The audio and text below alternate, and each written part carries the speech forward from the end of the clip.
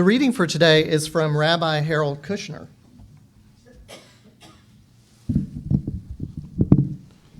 And he says, "Can you see the holiness in those things you take for granted, a paved road or a washing machine? If you concentrate on finding what is good in every situation, you will discover that your life will suddenly be filled with gratitude, a feeling that nurtures the soul." The space filled up. Welcome to those of you who may have just arrived. Skipping those announcements, I see. So then you didn't hear the announcement that beginning September 7th, we're going to be doing less of them. So you may want to arrive a little bit earlier, or you'll miss something. And you don't really want to miss a thing, right? Welcome to our new home. It is amazing, yes? And it's not even completely complete yet, so it's evolving.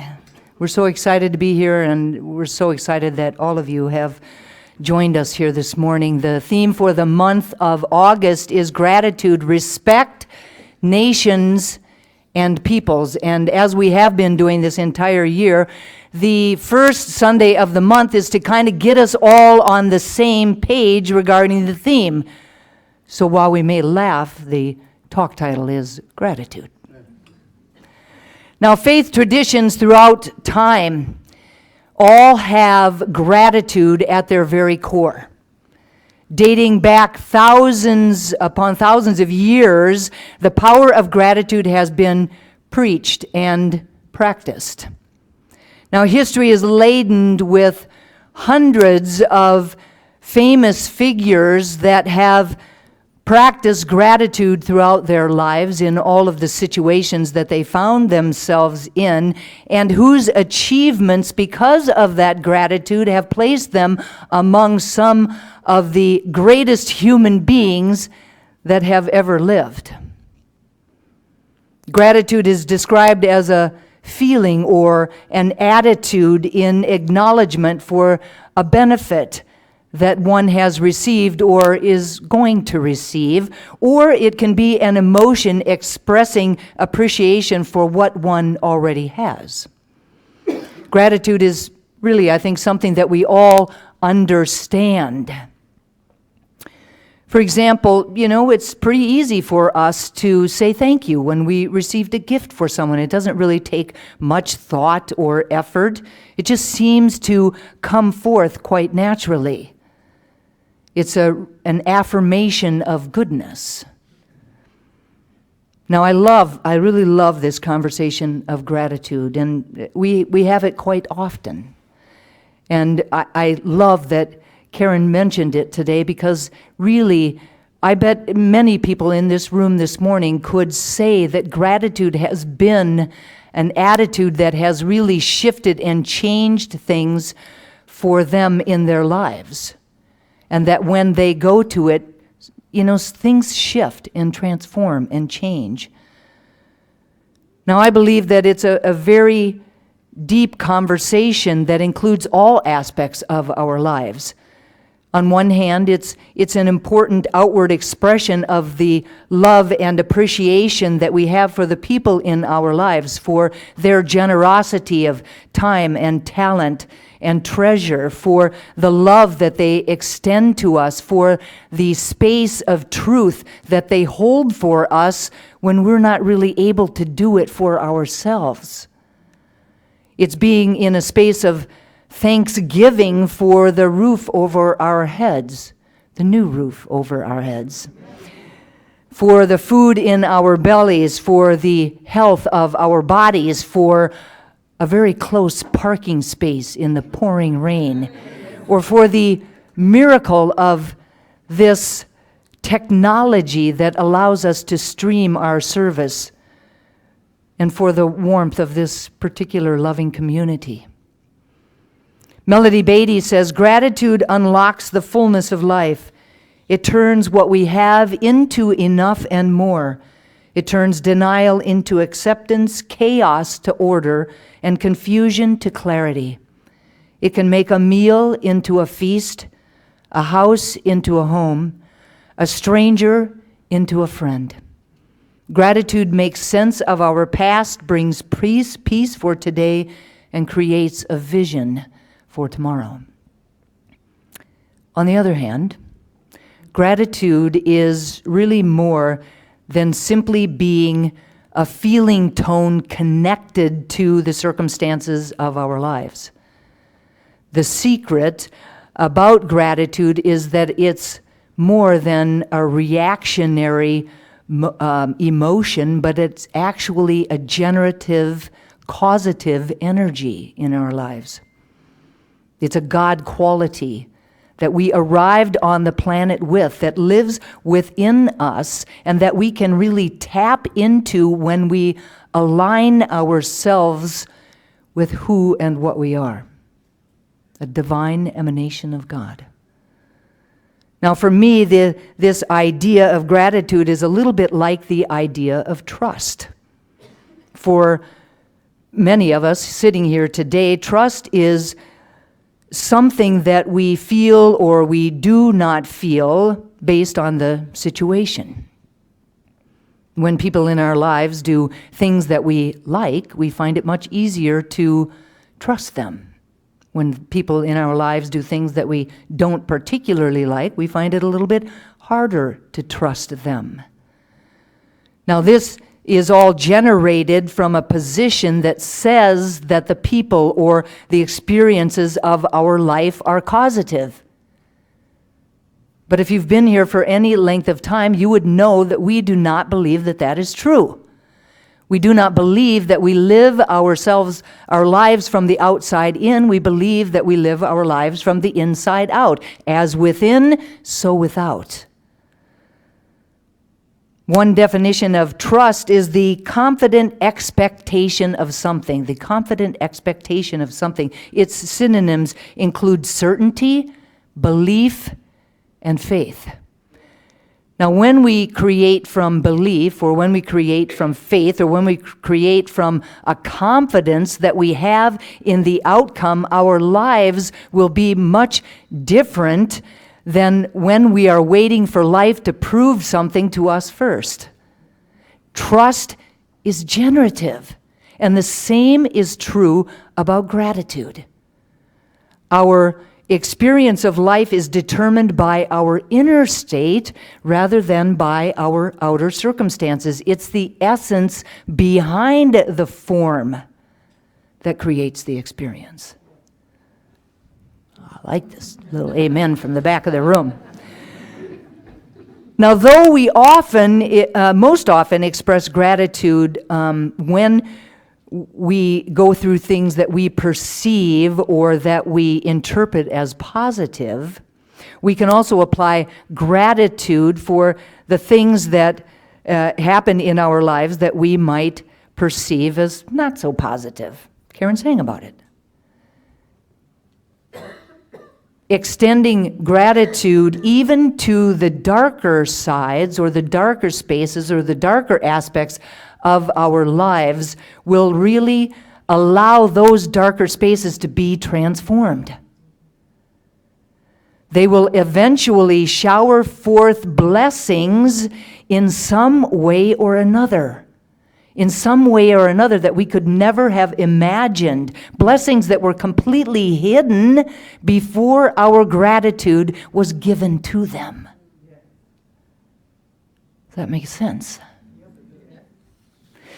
Now, Reverend Michael Beckwith, senior minister and founder of the Agape Center for Spiritual Living, says gratitude is an expression of humility, a recognition that even before we ask, good has been given to us. Gratitude also includes respect for what the ego would call bad news, the challenging circumstances that come into our life to wake us up. Take a breath. I know that this isn't always as simple as it might sound. That there are some of us here this morning that are experiencing life as something in which they feel like there is absolutely nothing to be grateful about.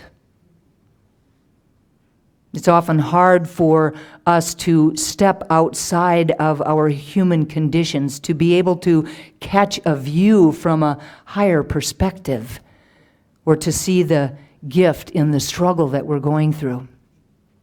Some of us may even believe that if we stand in gratitude for what we have, then our lives won't get any better. Really? To send a message, it feels that to them that to send a message to the universe that we are grateful for a particular experience just the way that it is would hamper our receiving a greater possibility, or there being a greater possibility for us. It doesn't work that way. Some of us may even protest, "You don't understand my situation. How can I be grateful with my particular financial dilemma? How can I be grateful with my particular diagnosis? How can I be grateful in the middle of this divorce? How can I be grateful when I don't even know where my next meal is coming from?" Joel Goldsmith says, "This is precisely the time to stir up the gift of gratitude. Remember that it's not a reactionary motion, but a causative energy. You do not need something to be grateful for. You only need the desire to be grateful." And Karen always said, it works wonders. We may even find ourselves saying about somebody else, "Oh, it's easy for him or her to feel grateful. They have so much to be grateful about." But I ask you, which came first, the chicken or the egg? It may be that they have so much because they are so grateful. 2,500 years ago, Plato said, "A grateful mind is a great mind, which eventually attracts to itself great things." A grateful heart and mind opens us up to tremendous receptivity. I invite each of us to look at the circumstances of our lives not as a punishment doled out by a judgmental God outside of ourselves, but an opportunity to really be aware and more grounded in the truth. To be less attached to our experiences or to the outcome, and more available to the good that is flowing through us and all around us. It's always there. Remember, no spot where God is not. God is synonymous with good, so it's always there. In a small yet powerful book entitled Enough, Discovering Joy Through Simplicity and Generosity, the author, Adam Hamilton, says, "A grateful heart recognizes that all of life is a gift.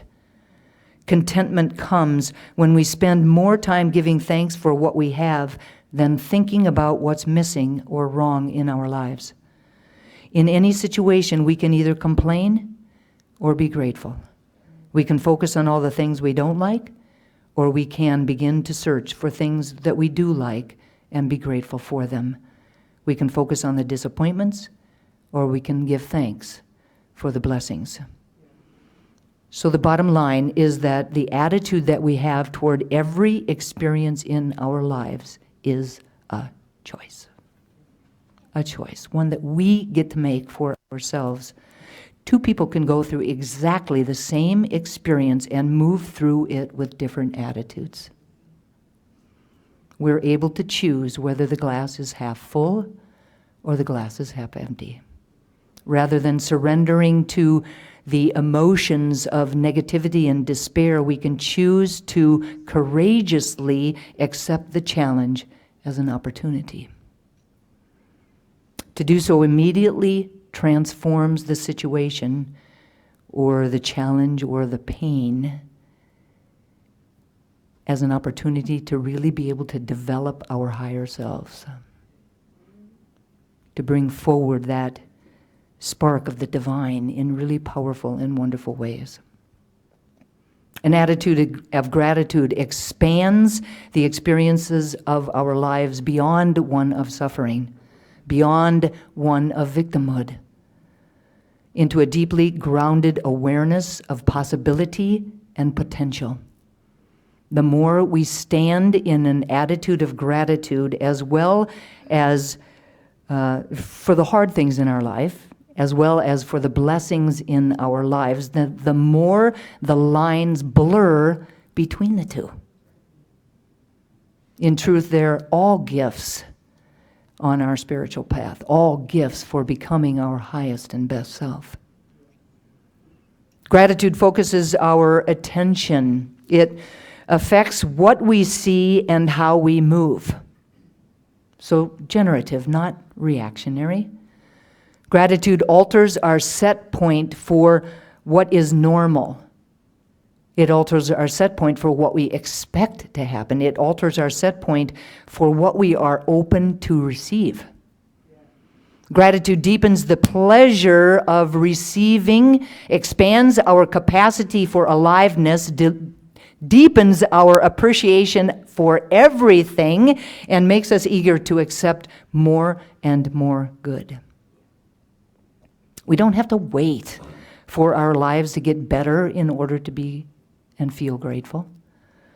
When we're consistently grateful, it's impossible to feel like a victim. Living in gratitude sweetens the life that we are already living, just the way that it is. Albert Einstein says there are two ways to live life. One as if nothing is a miracle, and the other as if everything is.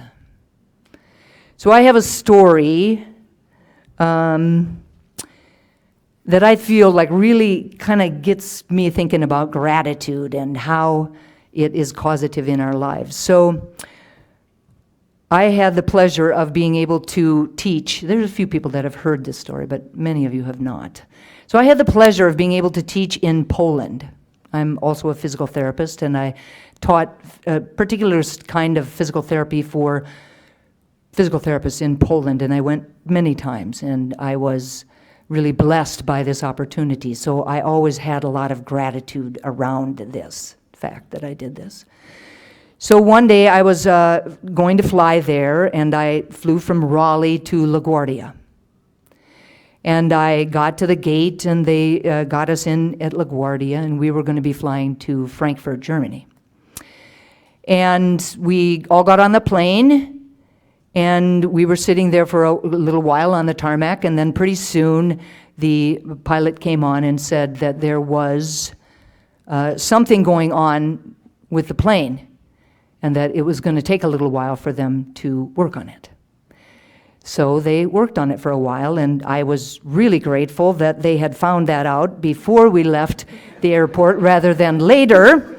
So I'm still sitting in gratitude, really grateful. I was really grateful that there was this little intuition in me before I left home that said, oh, just throw a couple of CDs, a couple of movies into your carry-on bag along with your laptop.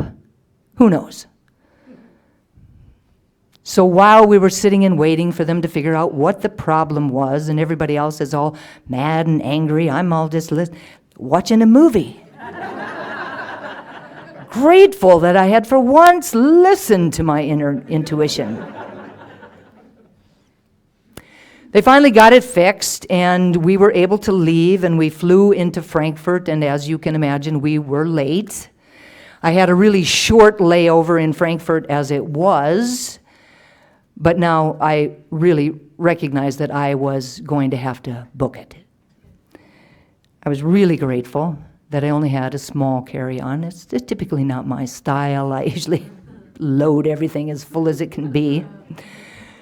And really grateful for my health, and I had worn some sensible shoes that I could run through Frankfurt Airport. I was grateful that I knew the Frankfurt Airport, having been there before, and I was really grateful that when I came upon the long line that somebody noticed that I had run up there, and they said, oh, is your plane about ready to go? And I said, yes, and they said, oh, please, go right ahead. And they just let me go through.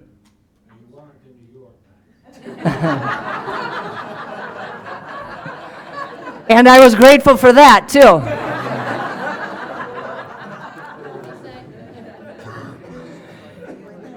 So we left the Frankfurt airport and we headed to Wrocław, Wrocław. The first time I ever saw that, I said, the man at the airport, the first time I went, said, "Where are you going?" I said, "Wrocław, Poland." And he goes, "Wrocław?" And he said, "Let me see that." So I showed him and he goes, "Wrocław." And I said, "Okay." The man that brought me there used to love to have me read the certificates of the people that had passed the 2-week class because 49,000, just no vowels, just went, and then they would all laugh. So anyway, we arrive in Wrocław, and I get I recognize that I'm watching the luggage come down, and my luggage does not make it. But I was really grateful because I was here. I was in Wrocław. I was going to be there to be able to teach in the morning. Okay, so my luggage isn't here. No big deal. So I go up to the woman that's in the counter, and you know how you can be. If you go up there and you're really angry, what do you get back? Anger. So I was like in this place of, woo, I'm here. All is well. And so she met me with a similar kind of kindness, and she was very helpful. And she was able to, go through the computer, and she found out exactly where my luggage was and assured me that the United Airlines would be bringing it to my hostel the next day. Great. I was very grateful. So I got a taxi. I went to the building where the hostel was, got my little carry-on. The hostel was like on the, 4th, 5th, 6th floor, I can't remember exactly. But I go up to the elevator, and there's a sign in both Polish and English that says the elevator is broken. No problem. I climbed those 90 stairs to that floor to get to my hostel with just my little carry-on bag, knowing full well that the man from United was going to have to carry my 50-pound bag up the next day because it had not arrived. Now, was that luck? Was that the power of gratitude generating this whole possibility for this to unfold exactly how it did so that I could not have to carry that 50-pound bag? Gratitude. It paves the way.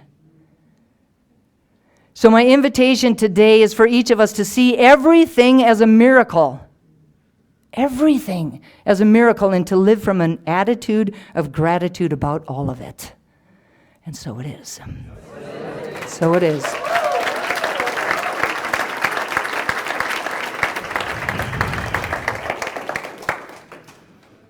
So I invite us to turn within.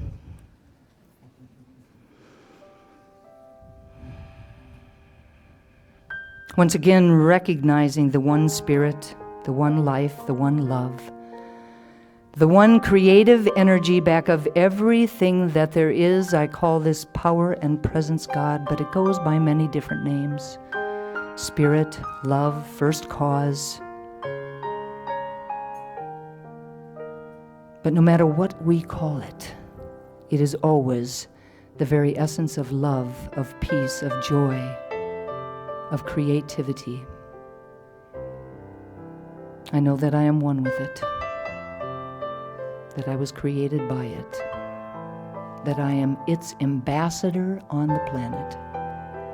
And just as I know that this is true for me, I know that it is true for each and every person here, each and every person within the sound of my voice. We are all unique. We are all significant. We are all important to the whole, part of the whole. Points of center in infinity. And it is from this place of unity that I speak these words for each of us today. Truly knowing that there is a way that we can see everything and everyone from a higher perspective. There is a way that we can find the gift in every experience. There is a way that we can live from an attitude of gratitude, knowing that that God quality already exists within us, that it is just waiting to be expressed through and as us. And what I know about gratitude is that it is generative, that it draws unto itself more and more to be grateful about. It opens us up in ways that we can't even imagine in this moment. It transforms situations, soothes and smooths the crooked roads. I know that it is a choice that each and every single one of us can make, and I claim ease and grace around us making it. And I'm so grateful to know this truth and to speak these words. So grateful for the power of prayer, knowing that these words are loosed into a law that only ever says yes. And so I release them with love and gratitude and full expectation of their manifestation, letting go and letting God be God. And I invite everyone to anchor this prayer for ourselves and for each other simply by saying, "And so it is, and so it is."